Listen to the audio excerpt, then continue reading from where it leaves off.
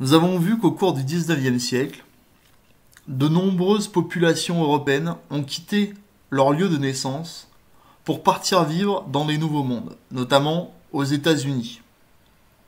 Nous allons aborder maintenant cette question des migrations d'un point de vue géographique. On estime que 258 millions de personnes dans le monde ne vivent pas dans leur pays de naissance. Ces migrants représentent 3,4% de la population mondiale. Nous nous demanderons comment les mouvements migratoires transforment les territoires. Nous allons premièrement aborder la question du voyage des migrants. Pour cela, nous allons prendre un exemple, la Méditerranée. Si nous observons cette carte, nous considérons que les migrants viennent principalement des régions d'Afrique subsaharienne, c'est-à-dire le sud du Sahara, ou du Proche-Orient, avec la Syrie et l'Irak. Ils se dirigent principalement vers les pays de l'Union européenne, qui sont des pays développés, comme l'Espagne, la France ou l'Allemagne. On observe une immigration clandestine, c'est-à-dire l'entrée sur le territoire de personnes de manière illicite, sans autorisation. Une ville ou un espace de transit sont des lieux de passage des populations immigrées, ce qui leur permet de passer vers les espaces désirés. L'Union européenne a mis en place un dispositif pour contrôler ces migrations, notamment l'immigration clandestine. C'est le dispositif Frontex. On observe ici une première raison de départ des migrants. C'est la recherche d'un meilleur cadre de vie en allant vivre dans des pays européens qui sont développés. D'autres raisons expliquent ces migrations. Depuis 2011 en Syrie, il y a une guerre à cause de la présence du groupe Daesh et des conflits avec l'État syrien. Les populations donc partent en grand nombre, car leurs lieux de vie sont détruits, ils ont perdu leur travail ou fuient simplement les zones de combat pour pouvoir survivre. C'est ce qu'on appelle des réfugiés. Un réfugié, c'est une personne qui a quitté son pays car elle est menacée pour son appartenance communautaire, c'est-à-dire à la communauté dont elle fait partie, ou religieuse, ou pour ses idées politiques. Quelles sont les difficultés maintenant que rencontrent ces populations durant leur voyage? Évidemment la longueur du voyage, car la plupart voyagent à pied.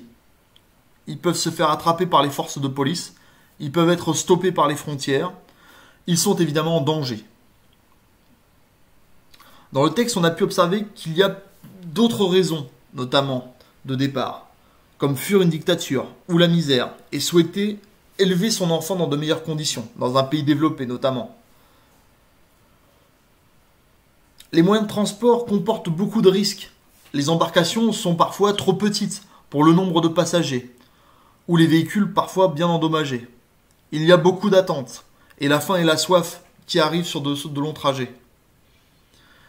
Les risques encourus par les personnes sont évidemment le risque de mourir, mais bien sûr d'échouer dans leur tentative, avec l'idée et la frustration d'avoir fait tout ce chemin pour rien. Arrivées sur un nouveau territoire, les populations immigrées s'intègrent dans leur pays d'accueil. Ils travaillent donc dans de nombreux emplois, notamment en France, dans le textile ou le bâtiment, où ils occupent 24% des emplois, mais également dans la sécurité, comme le vigile, ou dans la restauration. Mais également, on peut les retrouver par exemple chez les nourrices. Cette présence des populations immigrées est importante pour l'économie. On estime qu'une bonne partie des employeurs ou des entreprises qui emploient des populations immigrées mettraient la clé sous la porte s'ils n'avaient pas cette main-d'œuvre. L'argent gagné par les populations immigrées retourne dans leur pays de départ, où vivent leurs familles. Cet argent est une source de développement important. Elle permet de payer des soins ou de payer l'éducation. Les difficultés que rencontrent les populations immigrées sont évidemment des difficultés d'intégration, voire de rejet par d'autres populations. C'est pour ça qu'on observe des mouvements de régularisation des populations immigrées. La régularisation d'un immigré, c'est le fait de donner des papiers, une autorisation de séjour pour une durée déterminée aux personnes qui arrivent sur un territoire. Si nous synthétisons maintenant ce que nous avons vu, les raisons de départ sont multiples. On peut fuir la guerre, on peut fuir des persécutions, il y a les difficultés économiques, Il y a la recherche d'une meilleure vie dans un pays développé. On change de cadre de vie. Pour les conditions de voyage, souvent c'est à pied.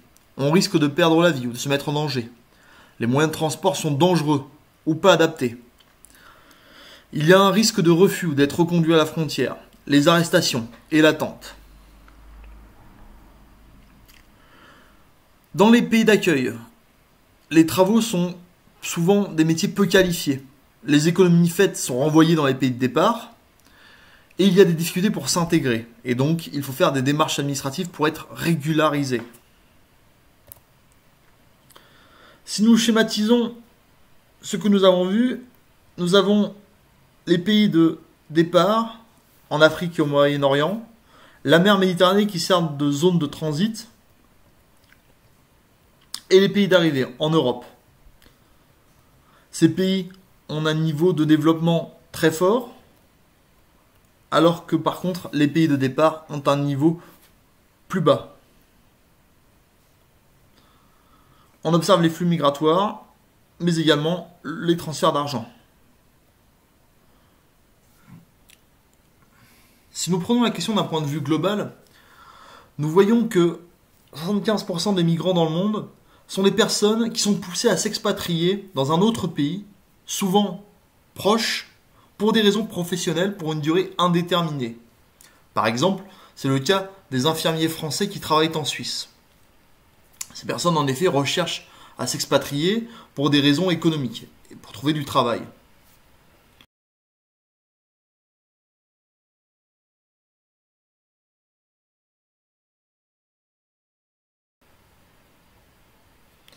Le XXIe siècle apporte de nouvelles migrations, comme les migrations climatiques, c'est-à-dire une immigration forcée suite aux variations importantes du climat et ses conséquences. Par exemple, en 2011, dans ce qu'on appelle la Corne de l'Afrique, c'est-à-dire l'Est de l'Afrique, il n'est pas tombé de pluie durant 2 ans. Les troupeaux et les récoltes ont été détruits. Les populations ont dû fuir. Il y a une immigration due à la montée des eaux. Le réchauffement climatique a pour conséquence la montée du niveau de la mer, et donc certains espaces comme les îles, notamment dans le Pacifique, sont menacés. Face à l'augmentation des flux migratoires, les gouvernements envisagent la construction de murs anti-migrants pour limiter l'immigration clandestine. C'est un choix politique fait par de nombreux pays comme les États-Unis ou l'Inde, mais cela a pour but également de faire cesser de nombreux trafics. Si nous souhaitons représenter toutes ces données sur une carte, nous allons montrer les grandes zones de départ des migrants, leurs zones d'arrivée, les zones de mobilité interne liées au travail, c'est-à-dire des zones où les populations se déplacent en grand nombre pour vivre dans les pays à proximité pour pouvoir travailler, les pays touchés par une migration climatique, les pays touchés par une montée des eaux, les principaux flux migratoires, les murs anti-migrants et les principales zones de conflit. Sur notre carte, nous voyons une zone principale de départ, l'Amérique andine avec le Pérou ou le Chili. L'Afrique occidentale, notamment la région du Sahel, mais également l'Asie centrale avec le Kazakhstan ou l'Afghanistan. Dans les grandes régions d'accueil, nous avons l'Amérique du Nord avec les États-Unis et le Canada, l'Europe occidentale avec la France ou l'Allemagne, mais également le Golfe Persique avec les Émirats ou l'Arabie Saoudite. Les grandes régions de circulation interne, notamment nous avons en Amérique du Nord, en Europe occidentale, mais également autour du territoire chinois. Les pays touchés par les migrations climatiques sont l'Inde, le Pakistan, mais aussi la Chine. Les pays touchés par la montée des eaux, on en retrouve en Afrique occidentale, mais également en Indonésie. Nos flux migratoires montrent que les populations vont vers différentes destinations. Les murs anti-migrants, un des murs les plus symboliques est le mur qui se construit entre les États-Unis et le Mexique, mais également entre la Syrie et la Turquie, ou également entre le Zimbabwe et le Botswana. Les zones de conflit majeures sont en République démocratique du Congo, en Syrie depuis 2011, ou récemment en Birmanie entre les Rohingyas et l'État birman. Pour conclure, nous avons vu que l'argent envoyé par les populations immigrées est un moyen important de développement. Cela permet d'améliorer la vie quotidienne et d'investir dans l'économie locale.